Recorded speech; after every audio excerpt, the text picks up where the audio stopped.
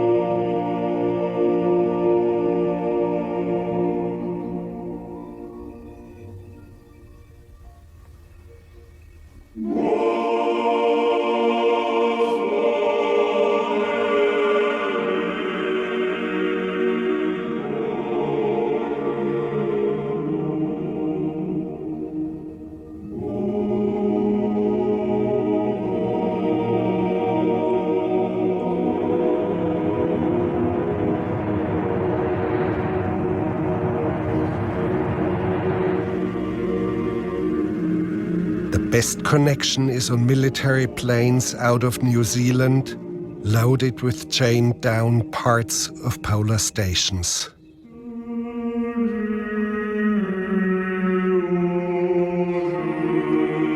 Most of the passengers had tucked into their laptops and their books, and many of them were sleeping.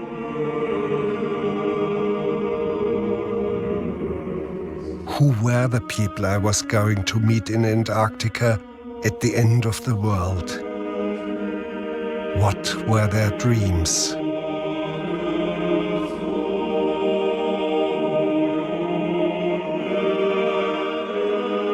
We flew into the unknown, a seemingly endless void.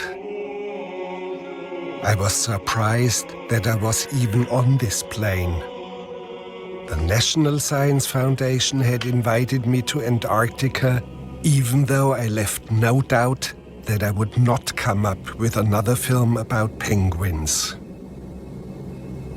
My questions about nature, I let them know, were different. I told them I kept wondering, why is it that human beings put on masks or feathers to conceal their identity? And why do they saddle horses and feel the urge to chase the bad guy?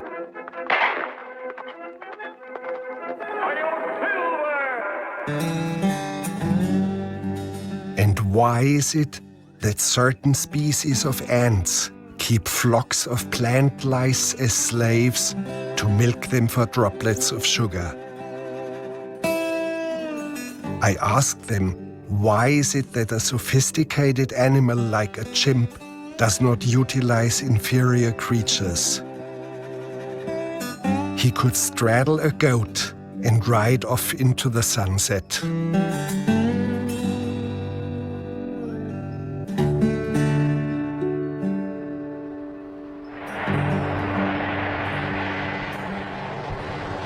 Despite my odd questions, I found myself landing on the ice runway at McMurdo.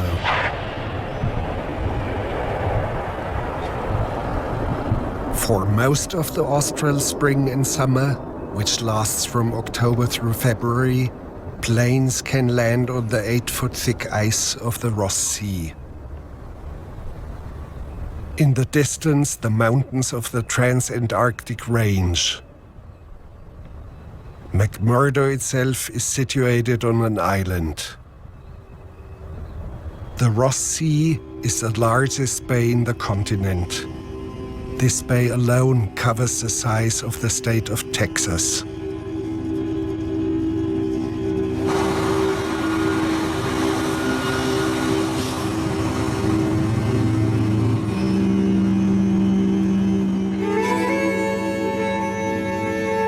On this very same frozen ocean, the early explorers' ship got wedged into moving ice floes.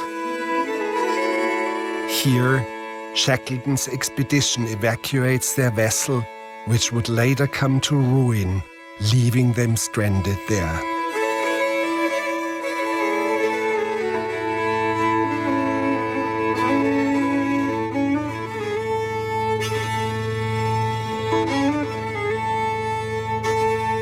Everything in this expedition was doomed, including the first ancestor of the snowmobile. The idea was too big for the technical possibilities 100 years ago. At that time, every step meant incredible hardship.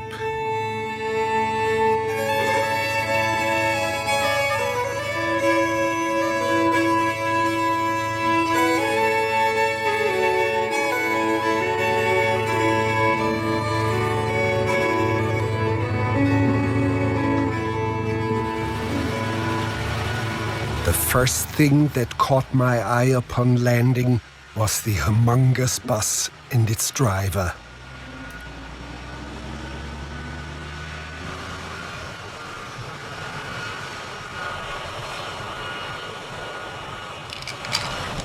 We're clearing the apron now, thank you.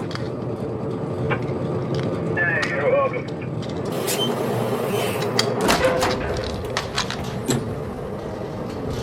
This is Ivan the Terror Bus. It's one of 7 in the world, weighs 67,000 pounds, and is the largest vehicle on the continent. What do you do when you're back home? Are you a taxi driver? I'm not a taxi driver at home.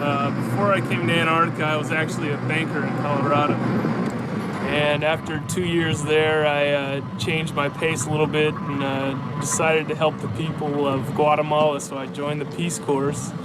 And there I worked in small business development. Just realized that the world's not all about money.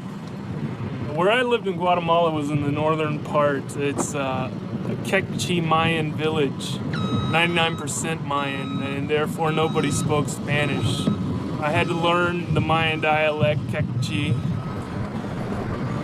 When I first moved to Chisec, I was just out on a normal walk, and before I knew it, I had 6 people with machetes chasing me down, wanting to talk to me. Turns out, the little brother told them I was there to steal children. I was, however, not there to steal children. They took me back to my judge and jury was the 14-year-old boy in the town who could speak both Spanish and Quechua. Luckily, they let me go, and we ended up being great friends over the 2 years. The jury acquitted you. I was acquitted. I made it out of there. But it could have been dangerous. It is, and you know, a story not too long ago is a lady was just taking a picture of a child, and you know, the same type of group of people with machetes, and she wasn't so fortunate. She didn't make it out. What happened to her? She was killed by machete. Approaching McMurdo-Station, the largest American base, in fact the largest settlement in Antarctica. Right there is Captain Scott's hut, built in 1902. During the austral summer, about 1,000 people live here, experiencing a strange state. 5 months of no night time. McMurdo serves as a logistical hub and provides fixed laboratory facilities for research. All the decisions about scientific projects are the domain of my host, the National Science Foundation. Day-to-day logistics are run by a defense contractor. I had been told by some disgruntled former inhabitants that they ran things in the spirit of a correctional facility. Actually, they were decent people, just too concerned for my personal safety. Of course, I did not expect pristine landscapes and man living in blissful harmony with fluffy penguins, but I was still surprised to find McMurdo looking like an ugly mining town filled with caterpillars and noisy construction sites.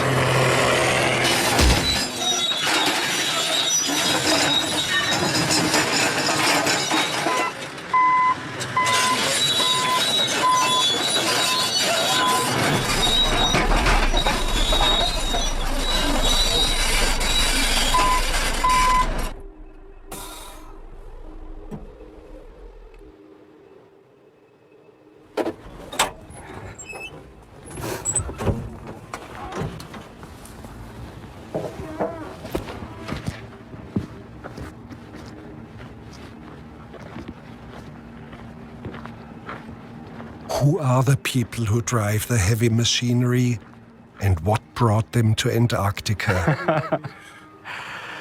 Oh, it's a long story. I've explored many different lands of the mind and many worlds of ideas. And I started, before I even knew how to read and write, my grandmother was reading the Odyssey and the Iliad to me.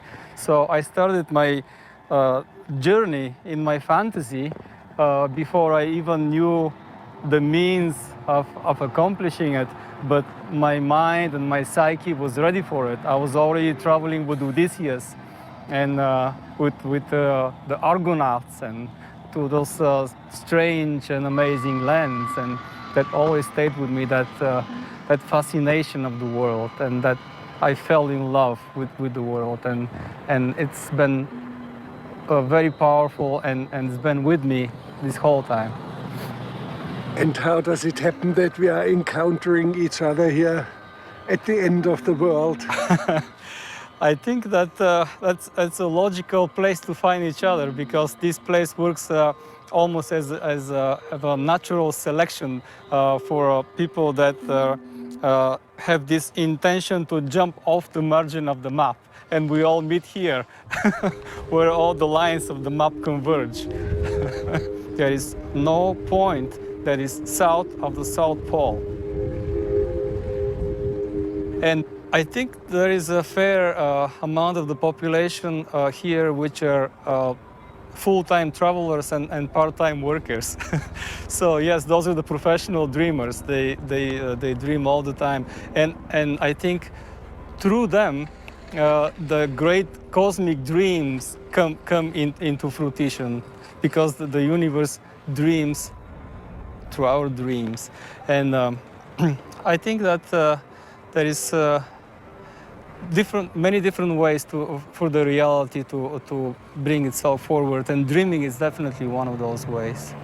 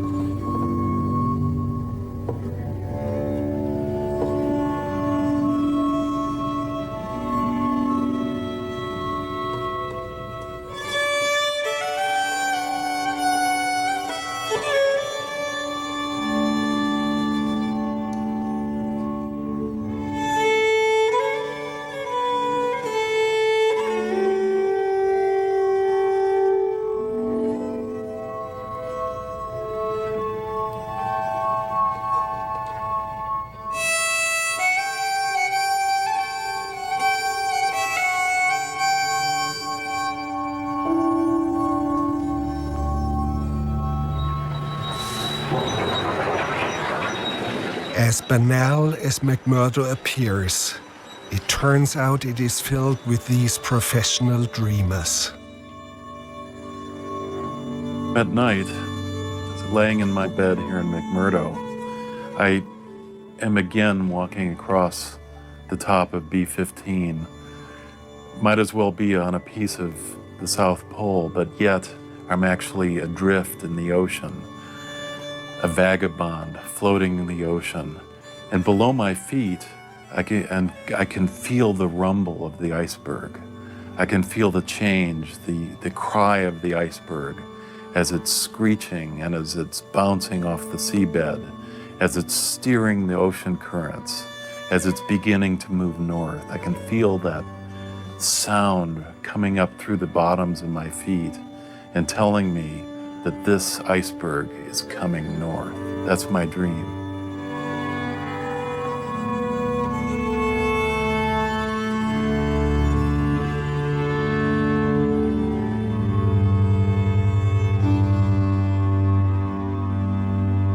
So here I'm sitting in this lovely warm lab, and just outside is the environment that Scott and Shackleton first faced when they came here about 100 years ago. Unlike Scott and Shackleton, who viewed the ice as this sort of static monster that had to be crossed to get to the South Pole, we scientists now are able to see the ice as a dynamic living entity that is sort of producing change, like the icebergs that I study. For me, it's been a wild ride. First of all, I found out that the iceberg that I came down to study not only was larger than the iceberg that sank the Titanic, it was not only larger than the Titanic itself, but it was larger than the country that built the Titanic. That's pretty big. This is B-15. So what we see here is the White Cliff. It's about 150 feet tall. So that means that there's over 1,000 feet of ice below the waterline.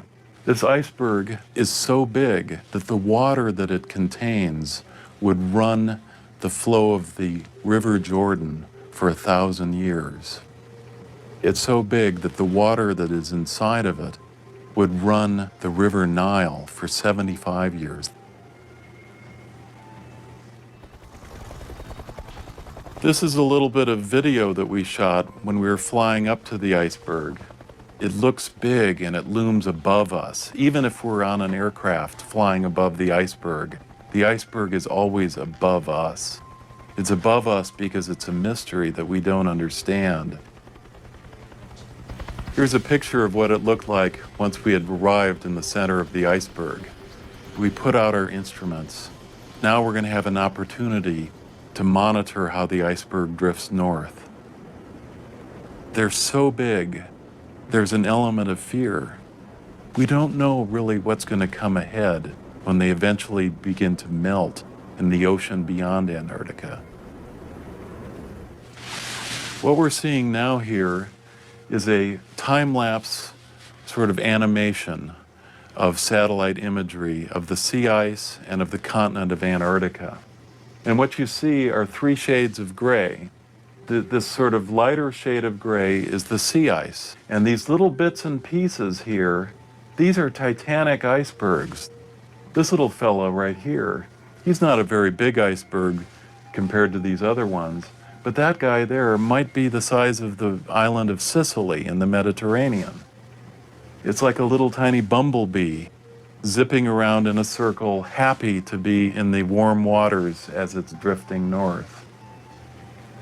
I'd be happy to see Antarctica as a static, monolithic environment, a cold monolith of ice, sort of the way the people back in the past used to see it.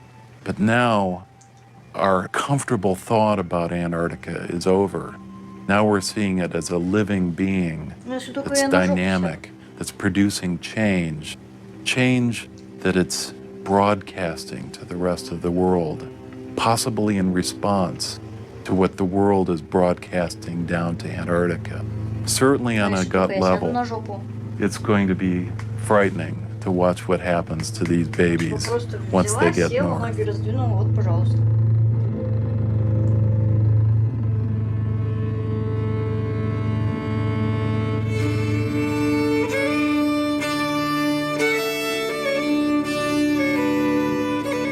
What environment would the men of Shackleton's expedition encounter if they returned in the next life?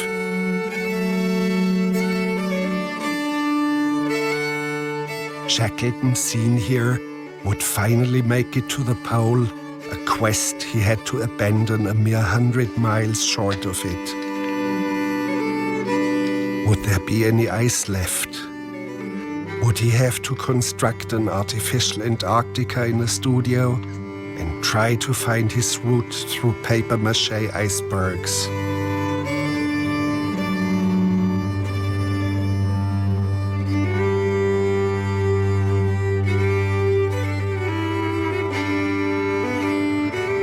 Would our only modern recourse be to create ice with machines?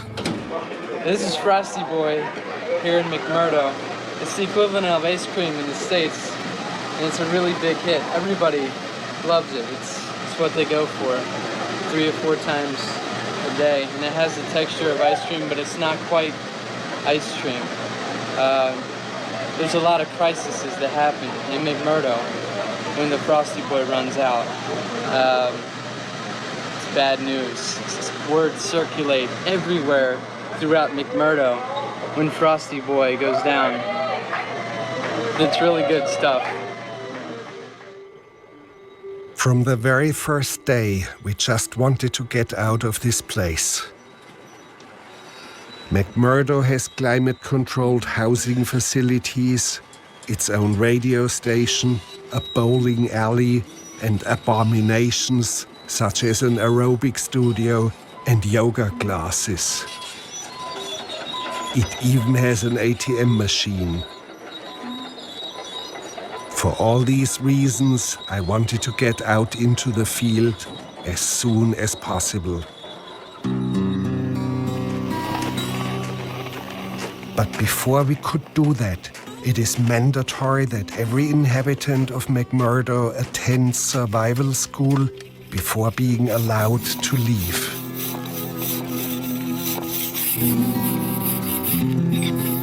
This 2-day exercise is called Happy Camper.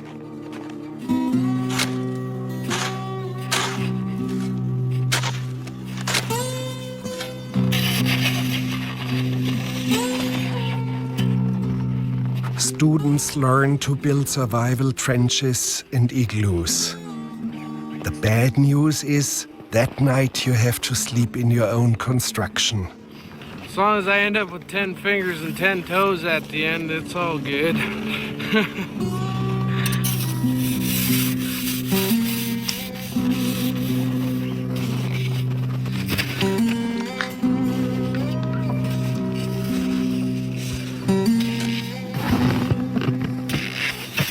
God, sorry. We always need to break ourselves into 2 different groups now. We're gonna brief this group over here for the burning vehicle scenario first. Then we're gonna come back over and we're gonna brief the bucket head whiteout scenario for everybody else. Essentially, we're trying to create conditions where we wouldn't be able to see. The wind is so severe, the snow is blowing so severely, very, very cold. Exposed skin might actually create frostbite instantaneously. The winds are so severe you could be blown off of your stance of just simply standing out. And visibility is pretty much none. You can't see flag to flag. You might not be able to see your hand in front of your own face. Therefore, what we're going to do as a simulator is incorporate a bucket to simulate a whiteout condition to a point where I can barely hear myself. You can't necessarily even hear me, and I certainly can't see any of you right now. So that's the whole idea behind the bucket head, is to actually be a whiteout simulator, and it works really quite well. So, some of the parameters for this are going to be, we're going to start inside the sea ice hut. I said I was going to go to the bathroom, and in fact I did. I needed to go to the bathroom, all right? So I've gone out. I've been gone for quite some time now, though. You know, like 10, 15, all of a sudden 20 minutes. You're like, First off, where's the chocolate? Second off, where's Kevin? Are you with us, number 1? Number 1 is up. The goal is clear: to find the instructor next to the outhouse. Number 2's out. Number 3 out. Number 3 out. All right, number 1, you're gonna have to walk in one simple direction, and I'm gonna keep the rope. Pull on one rope for me. 4 out. It looks pretty good. They seem to be heading in the right direction. 5 out. But very soon the front man veers off course, pulling everyone else with him.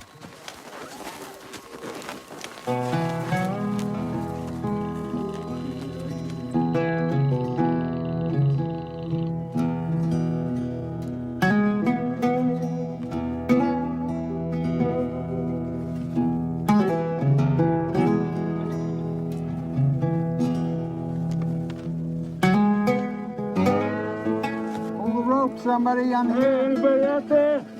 I'm here, number 3's here. Where you at, number 2?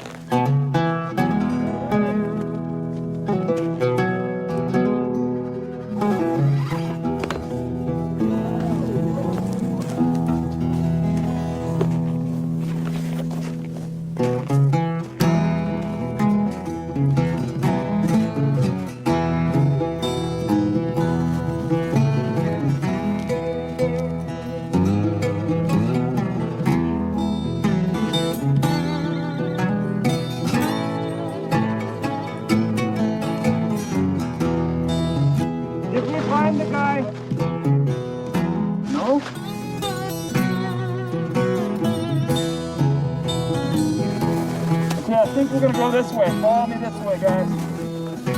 This way, guys.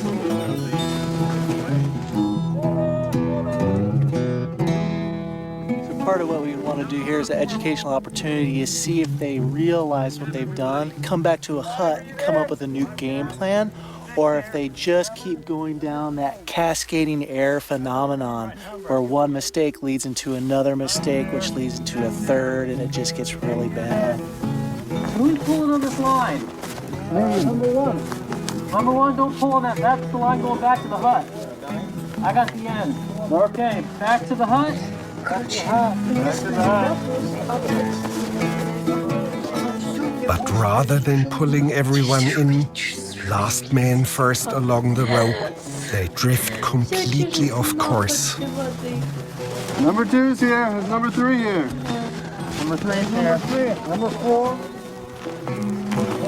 Towards the sun. No, not towards the sun. We need to go left. That's the piston bullet. You don't know where he's standing though, so left might be different for him. Correct. Number 2. Okay, number 1. For most of our time here, we had postcard pretty weather conditions. This was frustrating because I loathed the sun both on my celluloid and my skin. So it almost came as a relief when a few days later the weather suddenly changed.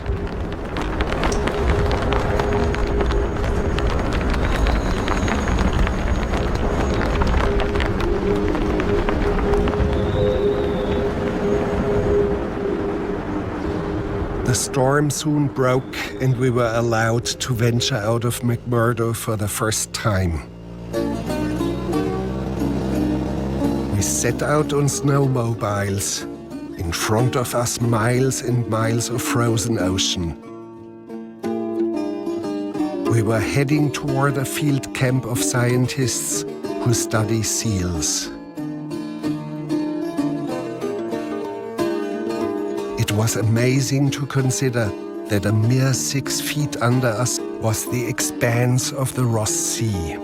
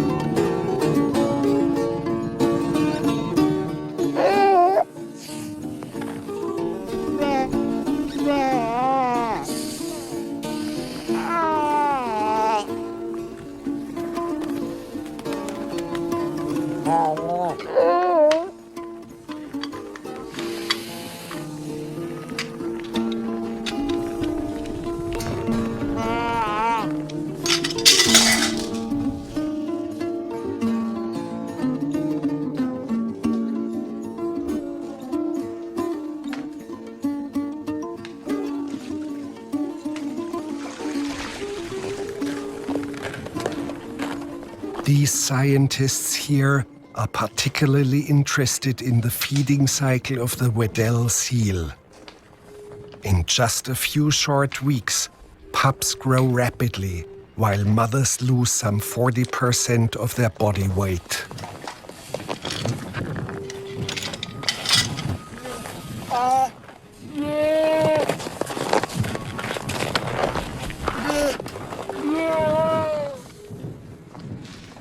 Bagging the seal's head keeps the animal calm as the scientists extract a milk sample.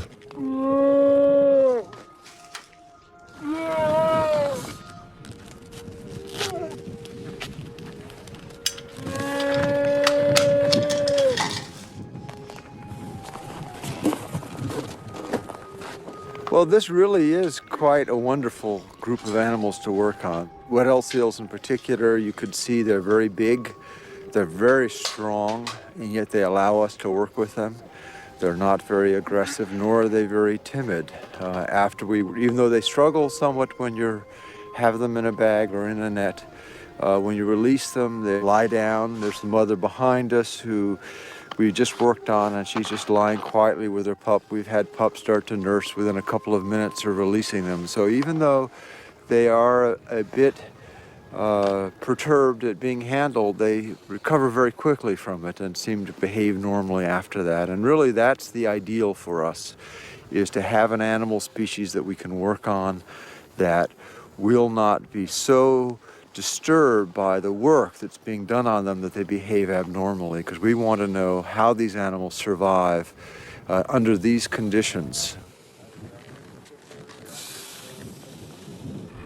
In a field laboratory adjacent to the colony, they prepare the milk samples that may ultimately provide insight into human weight loss. This was just collected, it's still warm from the animal, so if you see that, it's like, it's almost like pouring wax. It's really something else.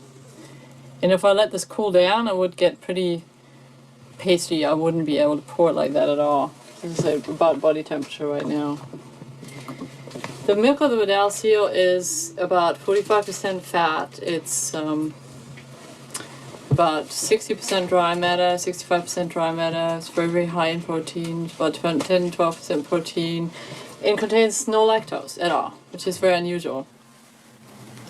And there's many things about this place that are very unusual. And one of the things that I find very fascinating is how quiet it gets. It's the quietest place. When the wind is down, when there's no wind, it wakes you up in the middle of the night because there's no wind and there's no sound at all. And if you walk out on the ice, you can hear your own heartbeat. That's how still it is.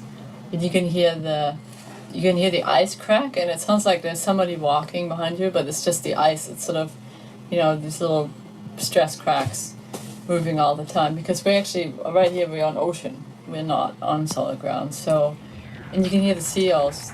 You can hear the seals call, and it's the most amazing sound. They make these really inorganic sounds. It sounds like, I don't know, Pink Floyd or something. They don't sound like mammals, and they definitely don't sound like animals. It's really out of this world, I can say that.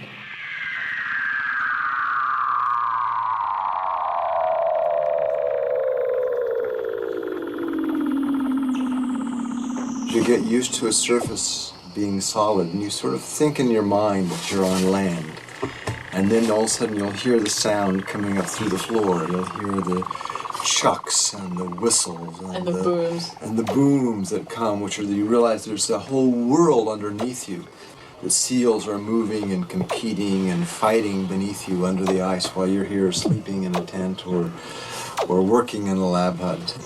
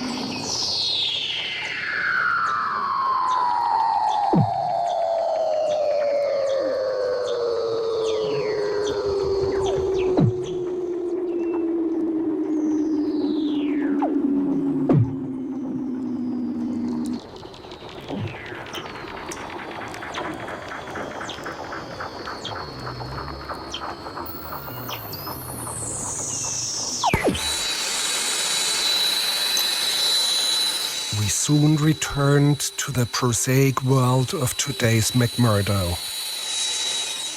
David Pacheco works in maintenance and construction as a journeyman plumber.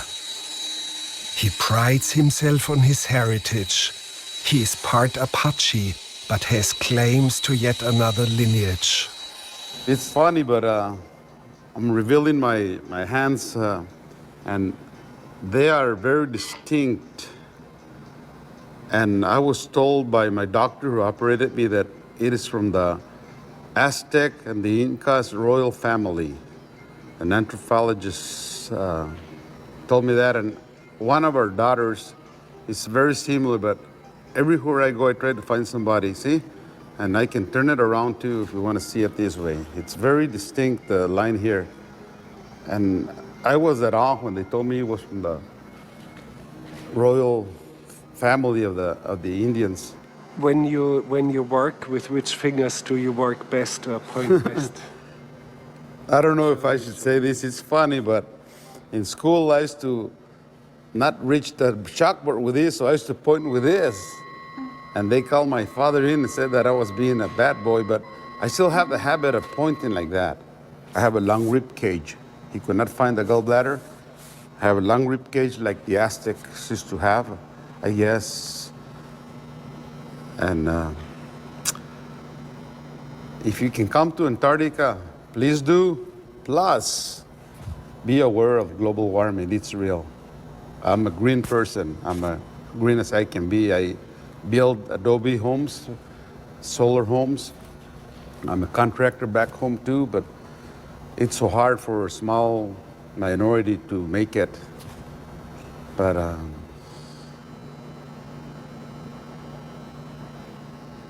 en el nombre de Dios, buenos días les dé Dios.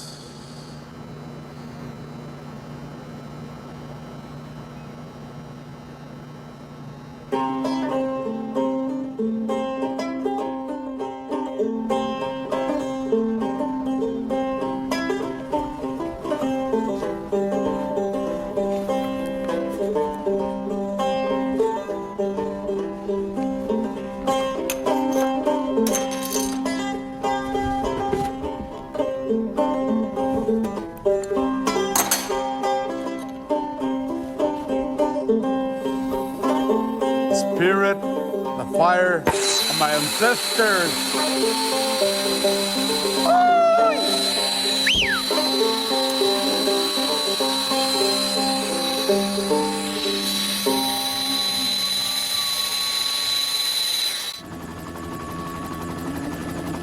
Our next journey took us 85 kilometers over frozen ocean.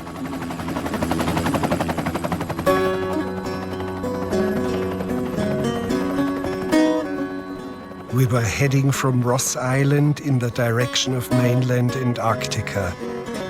The empty interior beyond these mountains is larger in size than continental North America.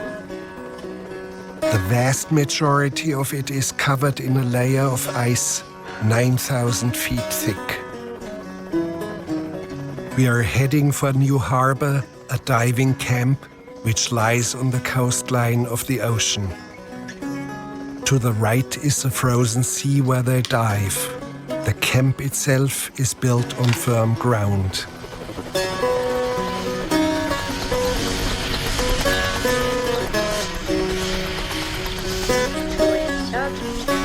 We were welcomed by my friend Henry Kaiser, a musician and expert diver whose underwater footage it was that brought me to this place.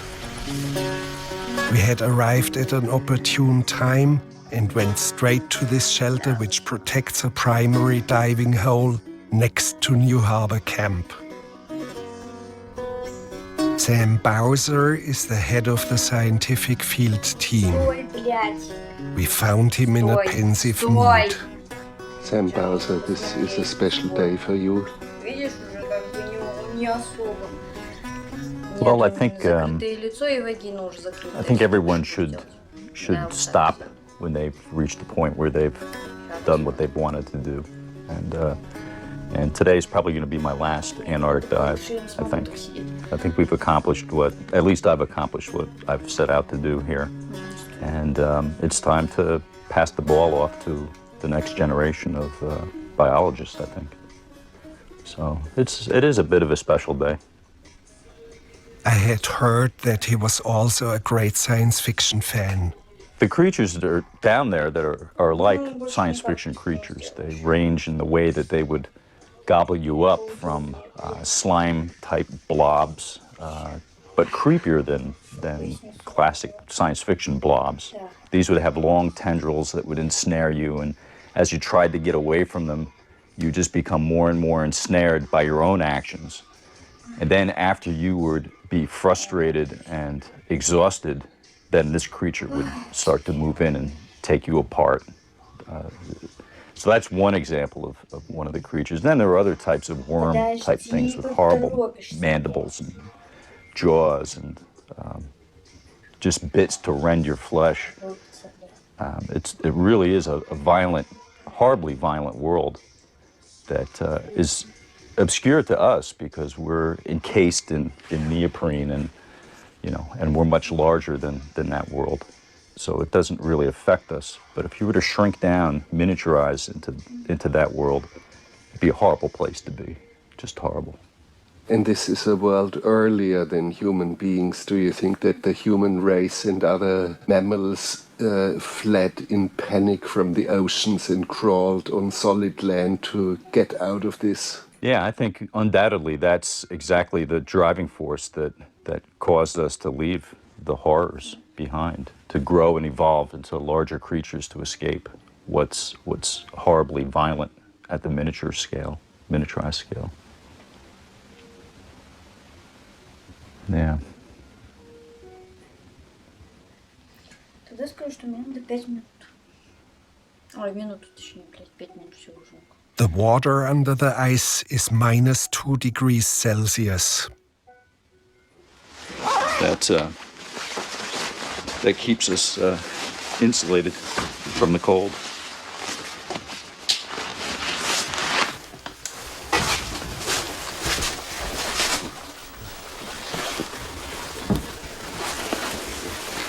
We're gonna open it up. Yeah. Ready? Yeah.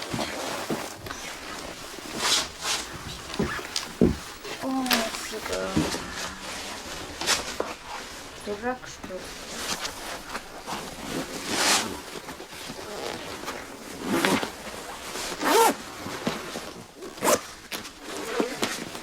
Your dive operation.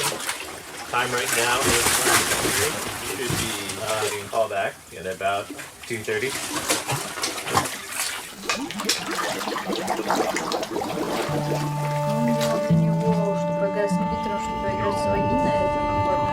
To me, the divers look like astronauts floating in space. But their work is extremely dangerous. They are diving without tethers to give them more free range. But here you can't trust a compass. So close to the magnetic pole, the needle would point straight up or straight down. Somehow, you have to find your way back to the exit hole, or you are trapped under the ceiling of ice. У меня дырка по факту закрыта. Типа, я не смогу засунуть туда палец. Соответственно, мне надо как-то полулежа быть.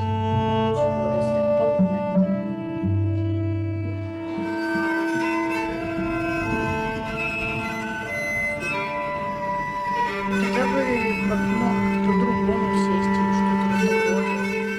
Что за...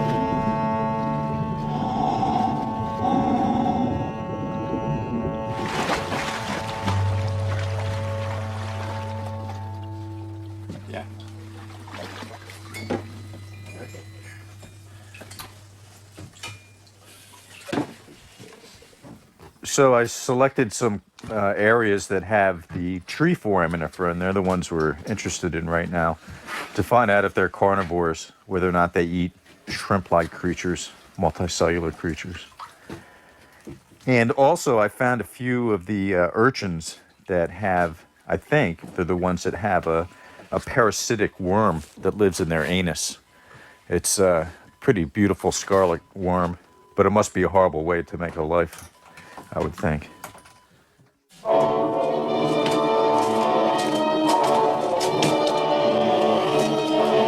tell you, gentlemen, science is agreed that unless something is done and done quickly, man, as the dominant species of life on Earth, will be extinct within a year.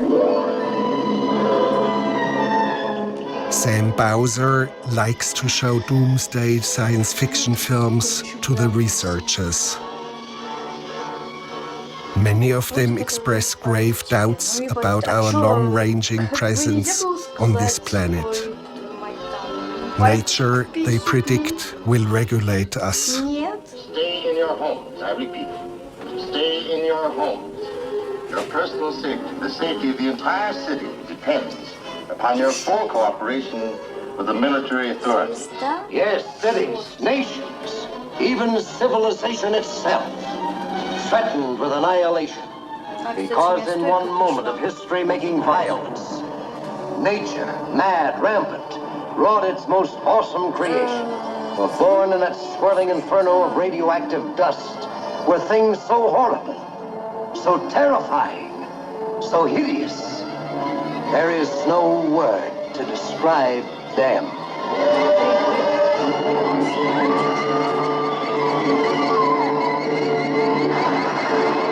We may be witnesses to a biblical prophecy come true, and there shall be destruction and darkness come up in creation, and the beast shall reign over the earth.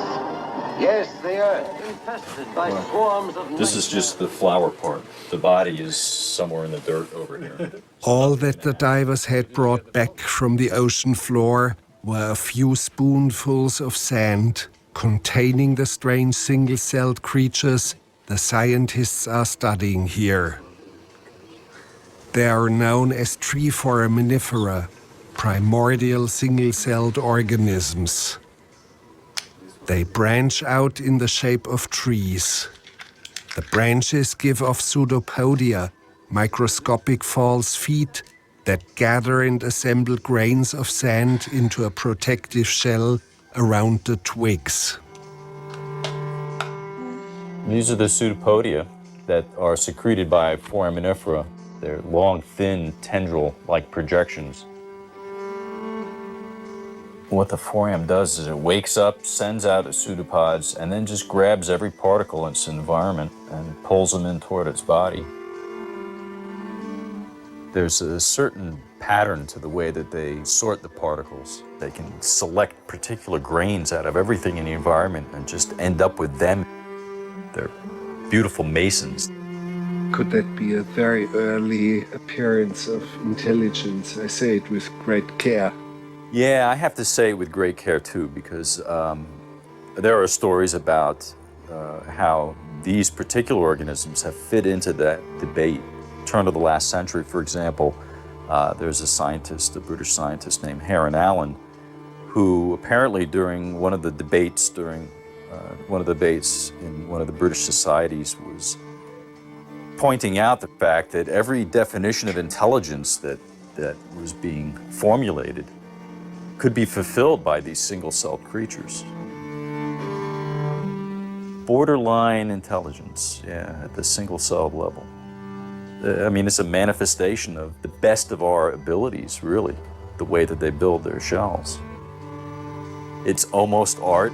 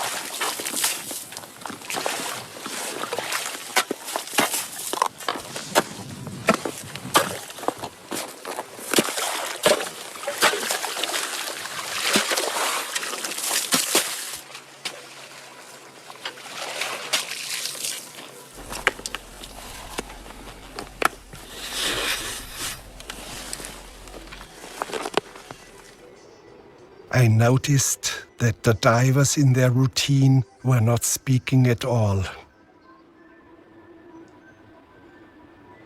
To me, they were like priests preparing for Mass.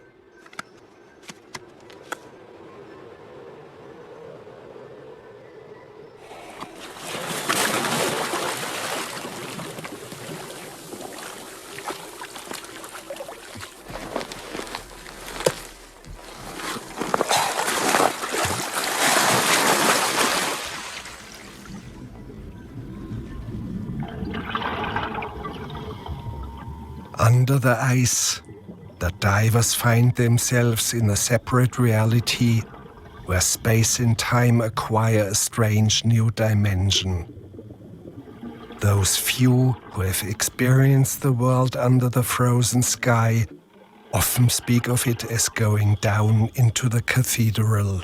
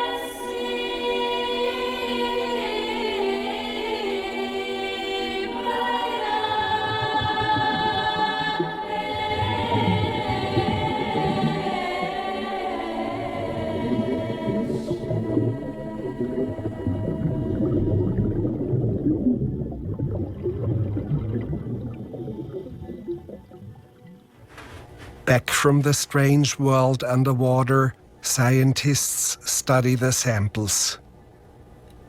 One of the foremost scholars in the world in his field, Dr. Pawlowski, studies the DNA sequences of foraminifera. What looks esoteric is in fact one of the fundamental questions about life on Earth. In the same way that cosmologists search for the origins of the universe, the scientists here are tracing back the evolution of life to its earliest stages. Sometimes the building blocks of the sequences all seem to fit. Jan, what have you found today so far on the sample that we found? 3 new species. 3 new species? 3 new species in addition. That's fantastic. This is from the Romeo site? From the Romeo site.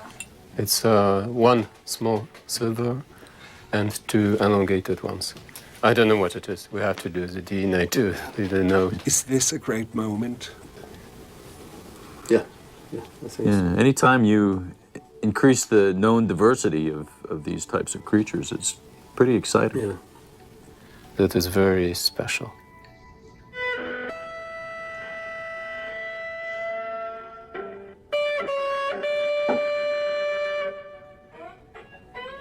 Apologies to rock musicians everywhere.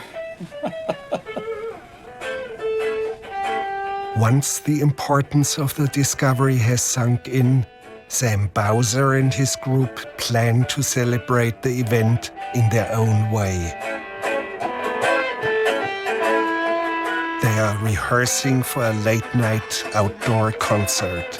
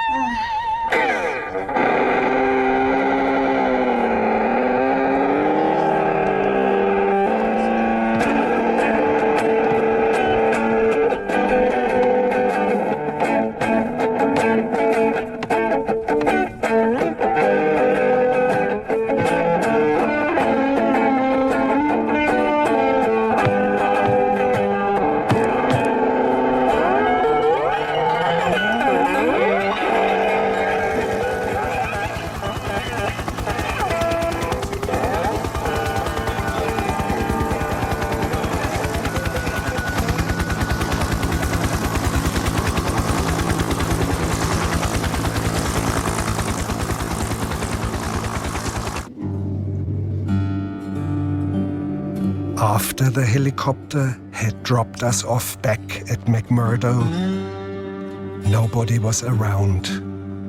The sundial showed that it was close to 1 a.m.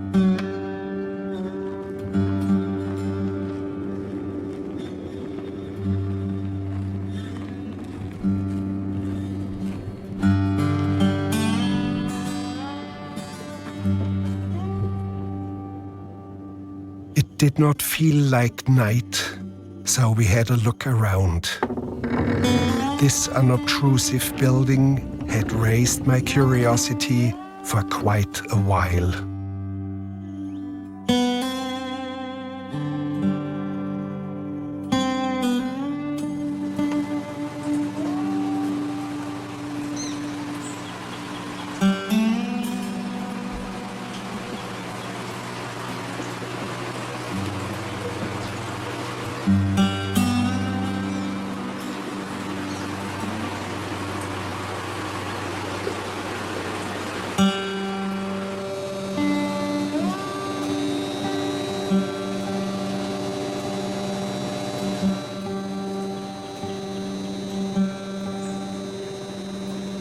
Here, amongst unripe tomatoes, we ran into this young man.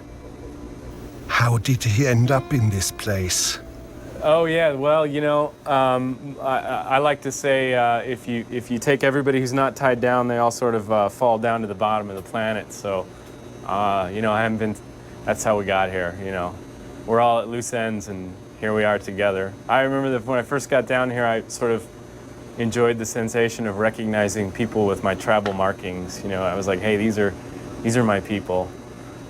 PhDs washing dishes and, you know, linguists on a continent with no languages, that sort of thing. Yeah, it's great.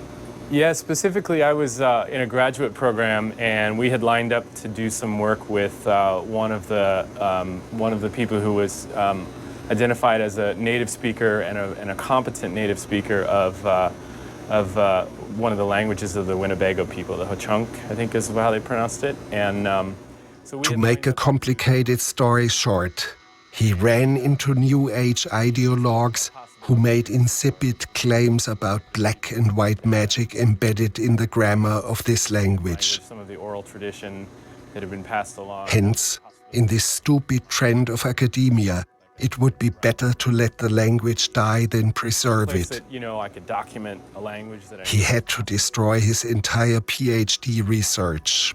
So just imagine, you know, 90% of languages will be extinct probably in my lifetime. It's a catastrophic impact to an ecosystem to talk about that kind of extinction. Culturally, we're talking about the same thing. I mean, you know, what if you lost all of Russian literature or something like that, or Russian, you know, if you took all of the Slavic languages and just, they went away, you know, and no more Tolstoy. It occurred to me that in the time we spent with him in the greenhouse, possibly 3 or 4 languages had died. In our efforts to preserve endangered species, we seem to overlook something equally important. To me, it is a sign of a deeply disturbed civilization, where tree huggers and whale huggers in their weirdness are acceptable, while no one embraces the last speakers of a language.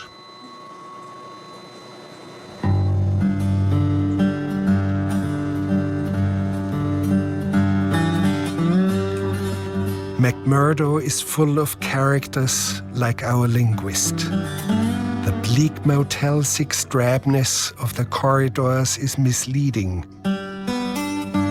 Behind every door, there's someone with a special story to tell. Back in the 80s, I took a garbage truck across Africa from London to Nairobi. And that was a trip, 4 months in a garbage truck.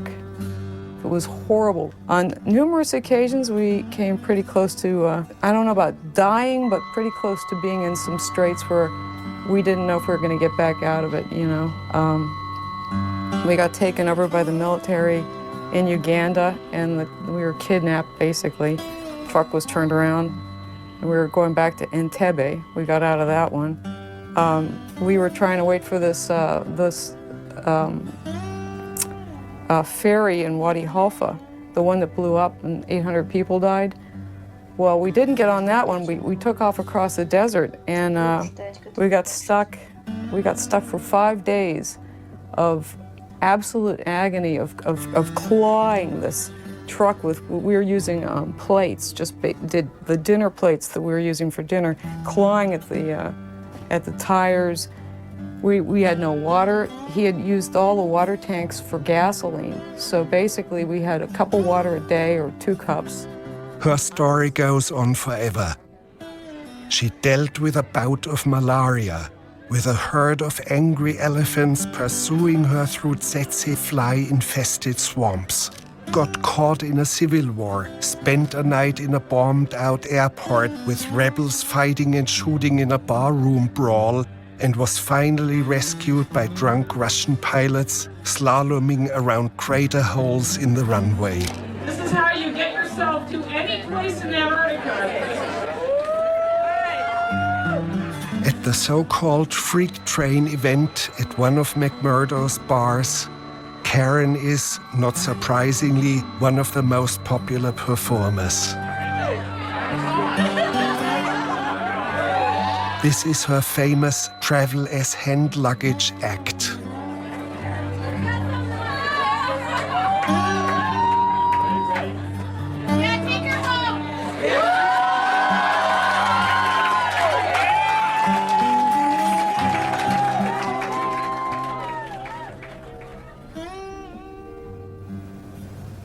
Thought of another one.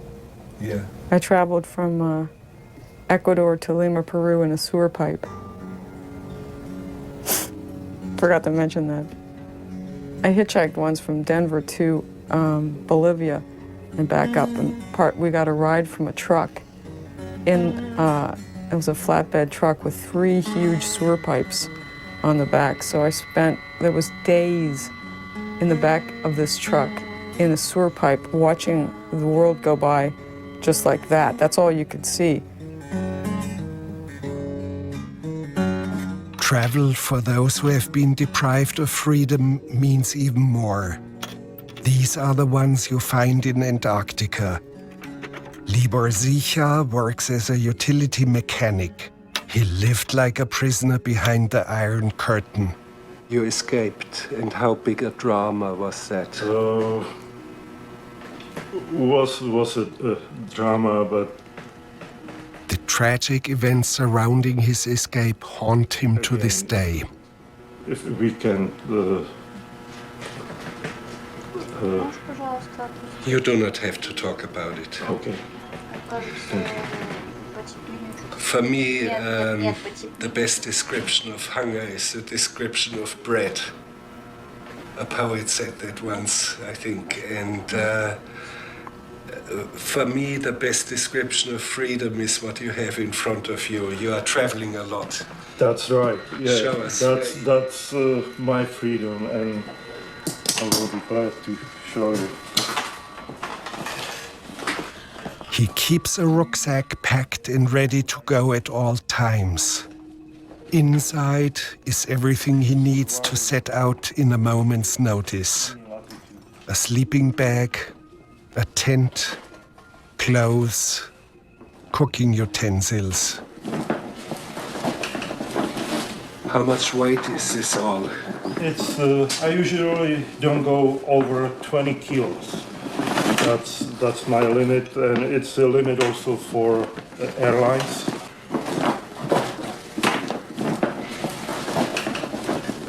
Some of the contents of his backpack are quite surprising.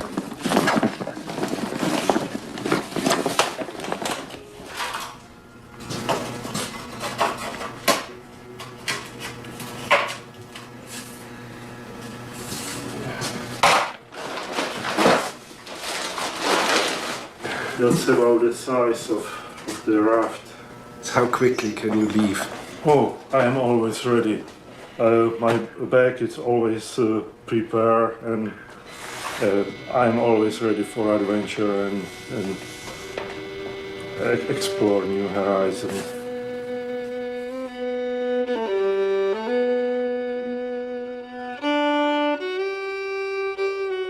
Back in the days of Amundsen, Scott, and Shackleton, scientific exploration of Antarctica began, and this opening of the unknown continent is their great achievement.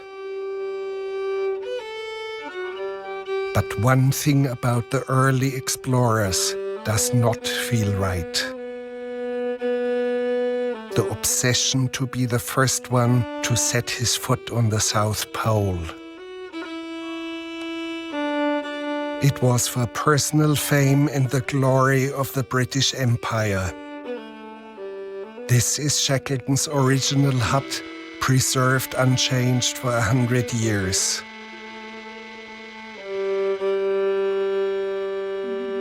But in a way, from the South Pole onwards, there was no further expansion possible, and the empire started to fade into the abyss of history.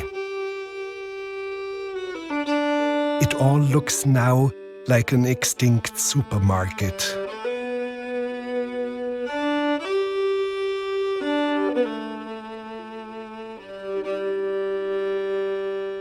On a cultural level, it meant the end of adventure. Exposing the last unknown spots of this earth was irreversible, but it feels sad that the South Pole or Mount Everest were not left in peace in their dignity. It may be a futile wish to keep a few white spots on our maps, but human adventure, in its original sense, lost its meaning, became an issue for the Guinness Book of World Records.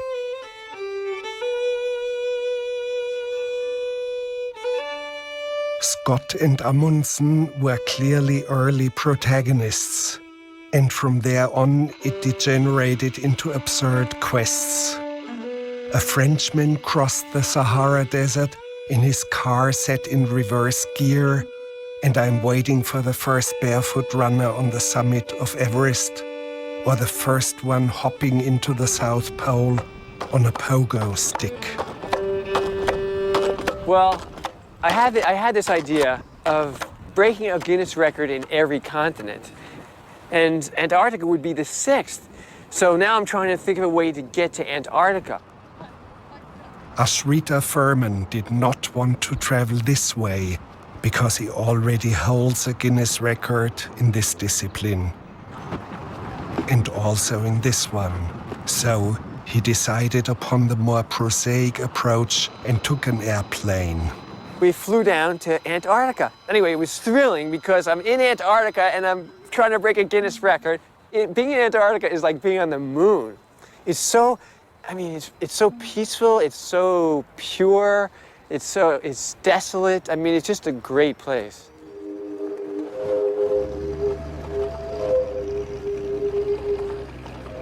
Antarctica is not the moon, even though sometimes it feels like it. Yet, on this planet, McMurdo comes closest to what a future space settlement would look like.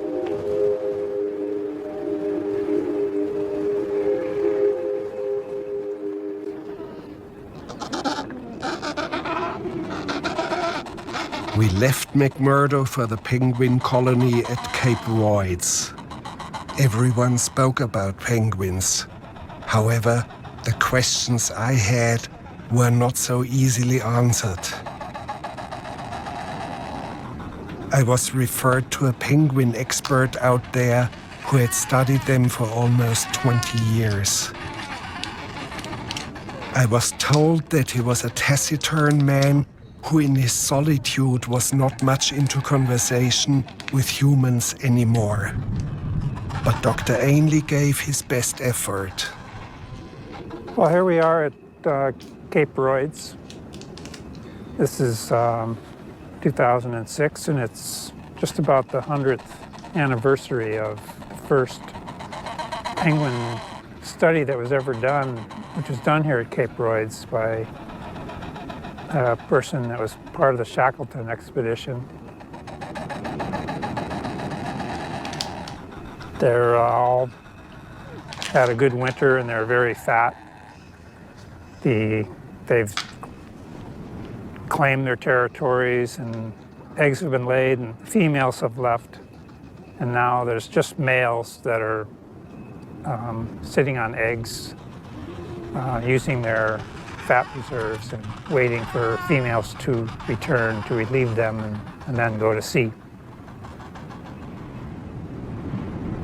I tried to keep the conversation going.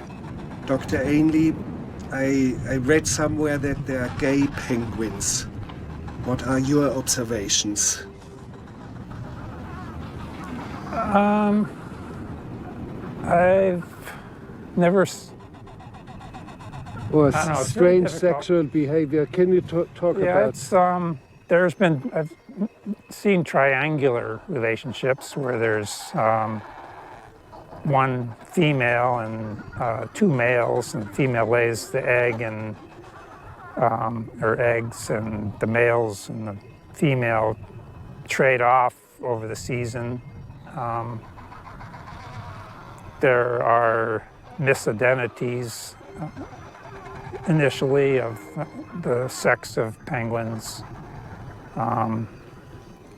Somebody recently described what they call prostitution, where a female who is out collecting rocks for her nest, and of course some penguins are the only way they collect rocks is to steal them from others. So in order to do that, they have to be very submissive in order to get close to a male.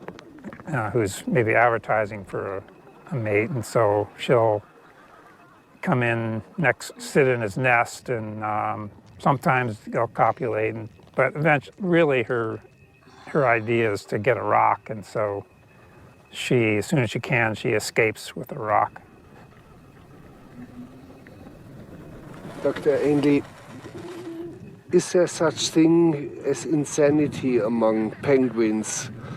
I try to avoid a definition now of insanity or derangement.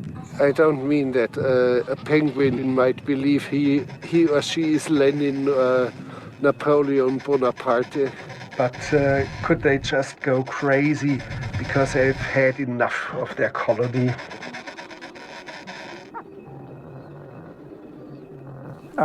Well, I've never seen a penguin bashing its head against a rock. They do get disoriented. They end up in places they shouldn't be, long way from the ocean.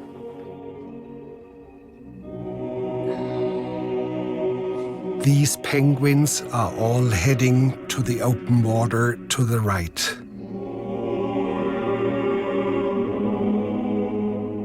But one of them caught our eye, the one in the center.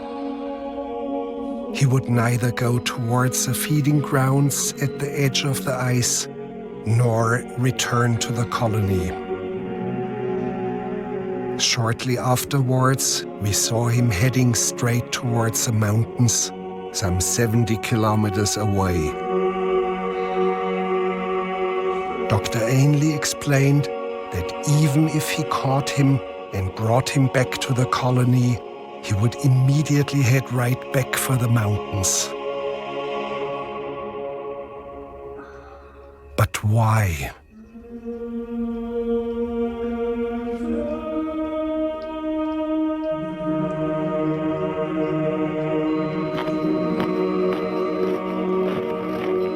One of these disoriented or deranged penguins showed up at the New Harbor diving camp, already some 80 kilometers away from where it should be.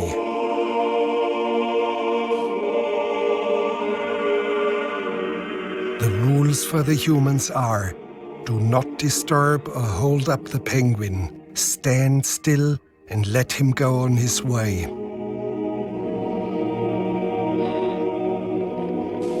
And here he's heading off into the interior of the vast continent.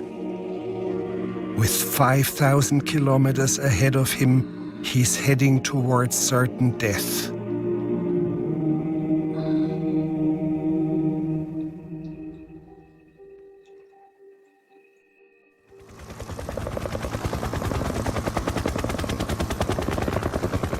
The last field camp we visited was at Mount Erebus.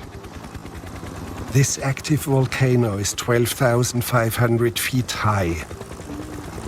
It is of particular importance as inside the crater the magma of the inner earth is directly exposed.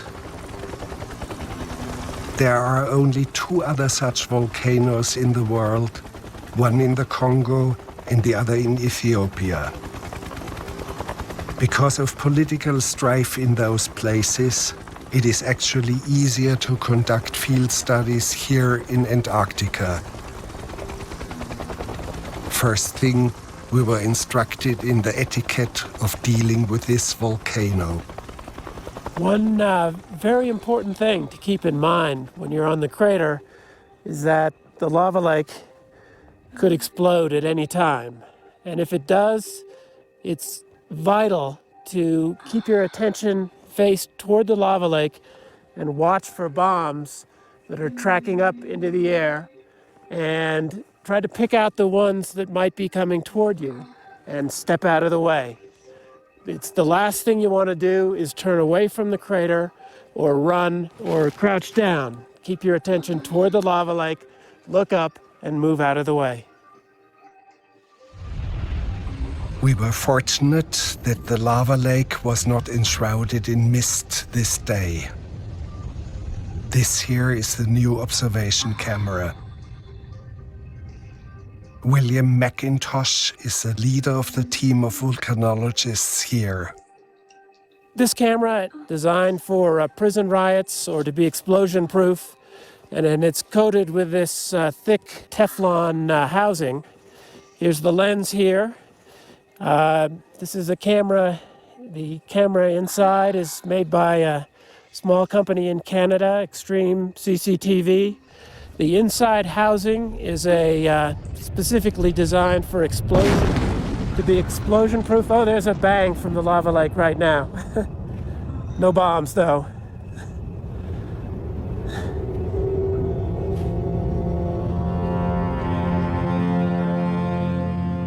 This is the magma lake filmed 30 years ago.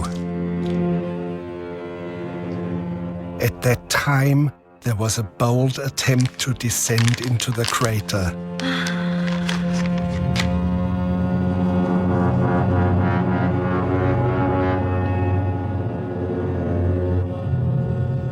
Halfway down, there is a plateau. From there, it is a gaping hole straight down into the magma.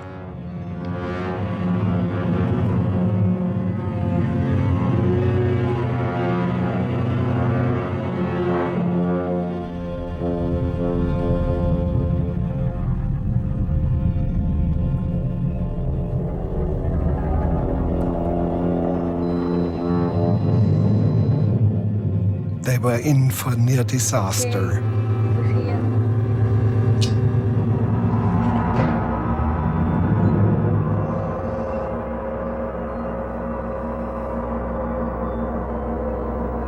The magma exploded, striking one of the climbers who got away with minor injuries.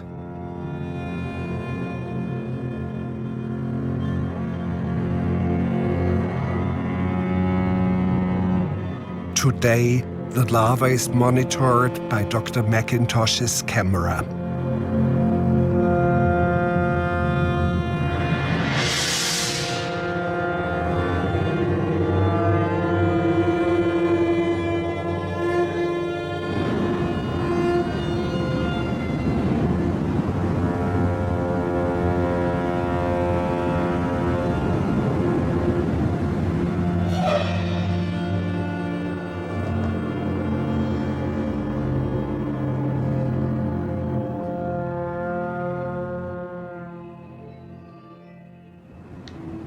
Dr. Clive Oppenheimer, a true Englishman from Cambridge University, surprised us with his tweed outfit, which he wears as a tribute to the explorers of old.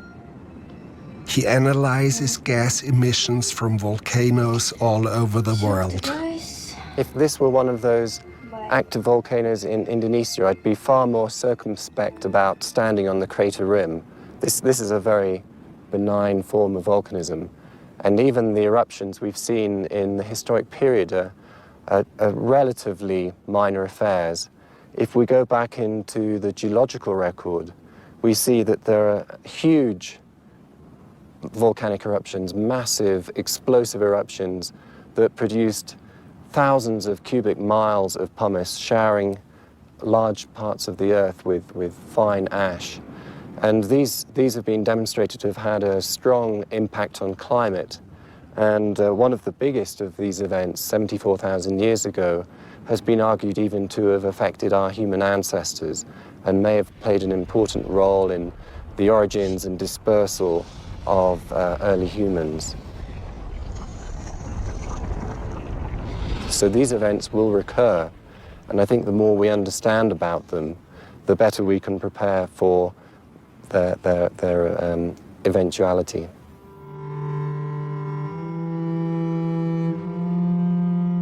For this and many other reasons, our presence on this planet does not seem to be sustainable. Our technical civilization makes us particularly vulnerable. There is talk all over the scientific community about climate change. Many of them agree the end of human life on this earth is assured. human life is part of an endless chain of catastrophes, the demise of the dinosaurs being just one of these events. We seem to be next.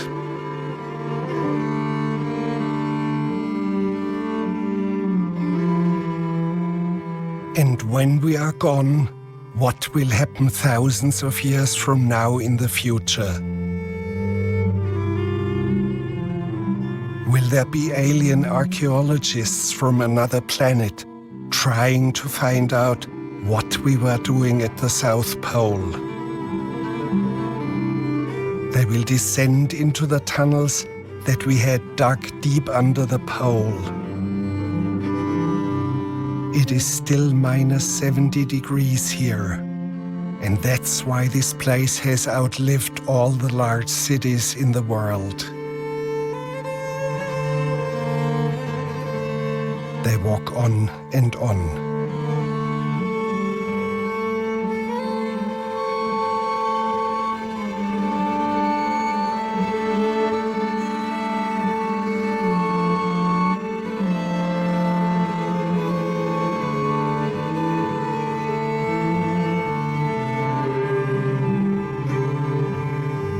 And then this. As if we had wanted to leave one remnant of our presence on this planet, they would find a frozen sturgeon mysteriously hidden away beneath the mathematically precise true South Pole.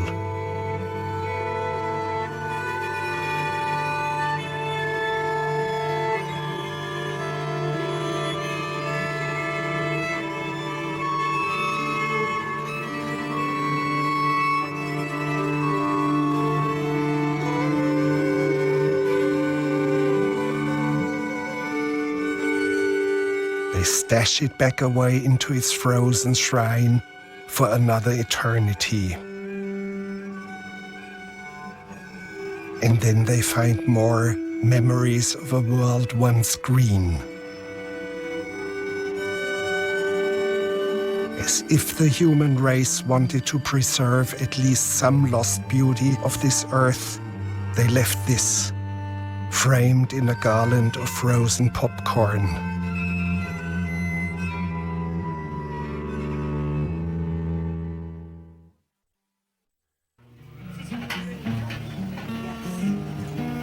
Back at the base camp of Mount Erebus.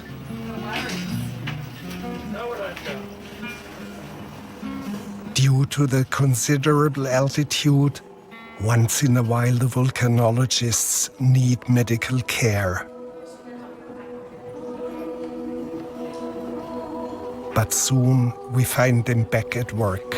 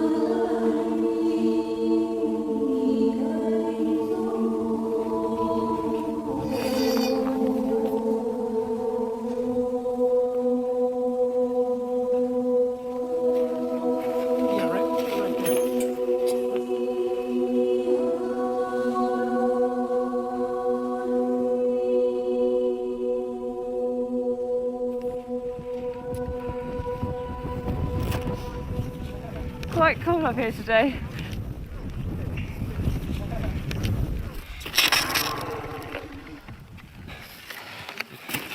Despite having that fantastic lava lake down there, with all that energy, we still have to bring old petrol generators up to the crater rim.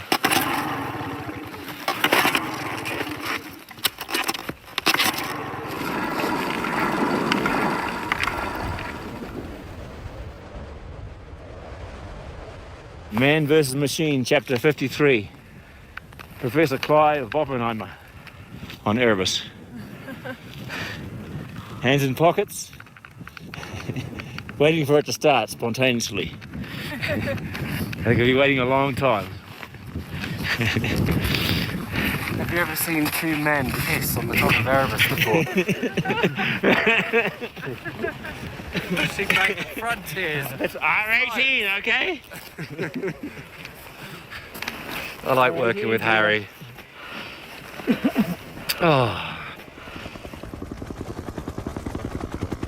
Along the slopes of the volcano, there are vents where steam creates so-called fumaroles, bizarre chimneys of ice, sometimes reaching 2 stories in height.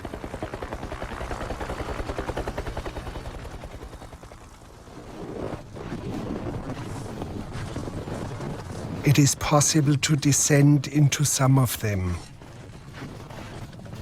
You only have to be careful to avoid the ones containing toxic gases.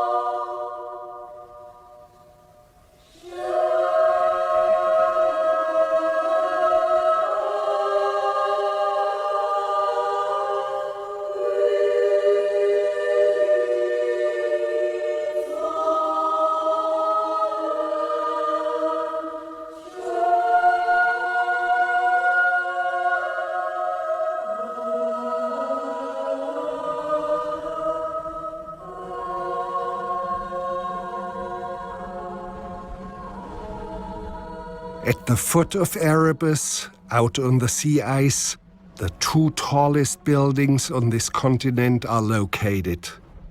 In these hangars, scientific payloads are being readied for their balloon launch into the stratosphere.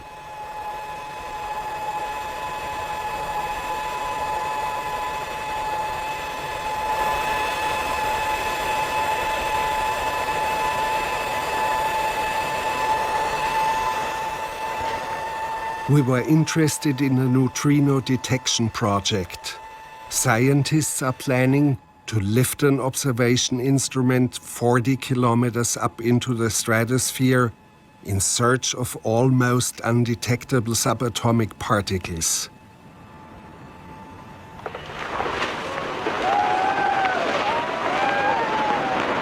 As it rises, this small-looking bubble of helium will expand to fill the entire skin, which here still looks like a white rope.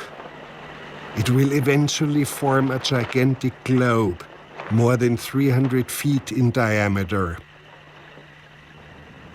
When it reaches the stratosphere, the detector will scan thousands of square miles of ice without encountering electrical disturbances from the inhabited world.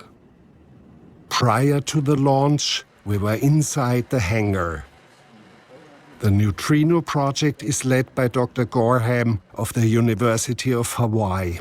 So, what we're trying to do with this instrument is to be the first scientific group to detect the highest energy neutrinos in the universe, we hope. Yeah, but Dr. Gorham, what exactly is a neutrino? The neutrino it's the most ridiculous particle you could imagine. A billion neutrinos went through my nose as we were talking. A trillion of them went through my nose just now. And they did nothing to me. They passed through all of the matter around us continuously in a huge, huge blast of particles that does nothing at all. They're like they almost exist in a separate universe, but we know as physicists we can measure them, we can make precision predictions and measurements. They exist, but we can't get our hands on them because they seem to just exist in another place. And yet, without neutrinos, the beginning of the universe would not have worked. We would not have the matter that we have today because you couldn't create the elements without the neutrinos. In the very, very earliest few seconds of the Big Bang, the neutrinos were the dominant particle, and they actually determined much of the kinetics of the production of the elements we know. So the universe can't exist the way it is without the neutrinos, but they seem to be in their own separate universe, and we're trying to actually make contact with that otherworldly universe of neutrinos. And as a physicist, even though I understand it mathematically and I understand it intellectually, it still hits me in the gut that there is something here surrounding me, almost like some kind of spirit or God that I can't touch, but I can measure it. I can make a measurement. It's like measuring the spirit world or something like that. You can go out and touch these things. Not surprisingly, we found this incantation in Hawaiian language on the side of his detector. It was as if spirits had to be invoked. What would we see if we could film the impact of a neutrino? What you would see is a lightning bolt about 10 meters long, about that thick, and it would blast at the speed of light over this 10-meter distance, and you would see the most beautiful blue light your eyes have ever seen. It happens in about the entire impulse of radio waves is up and down in probably 1/100 billionth of a second. It just goes bang and it's gone, and that's what we're looking for.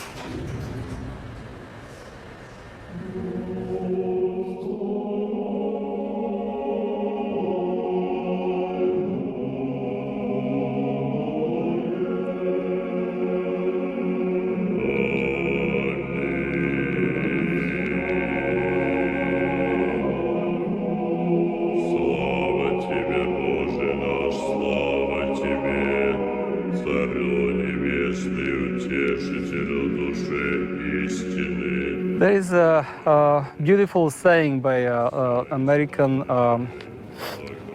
philosopher Alan Watts, and he used to say that through our eyes, the universe is perceiving itself, and through our ears, the universe is listening to its cosmic harmonies, and we are the witness through which the universe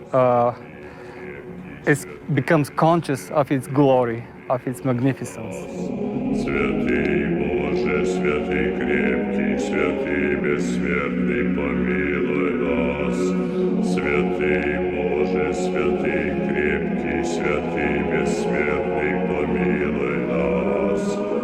Слава Отцу и Сыну и Святому Духу, и ныне и присно и во веки веков. Пресвятая Троица, помилуй нас. Господи, очисти грехи наши. Владыко, прости беззаконие наше. Святых посети и исцели немощи наши. Имени Твоего ради. Господи, помилуй, Господи, помилуй, Господи, помилуй.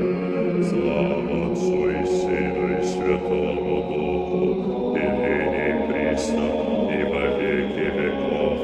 Аминь. Отче наш, иже еси на небесех, да святится имя Твое, да придет царствие Твое, да будет воля Твоя, яко на небеси и на земле. Хлеб наш насущный дашь нам есть, и остави нам долги наши, якоже и мы оставляем должников нашим, и не веди нас во искушение, но избави нас от лукавого.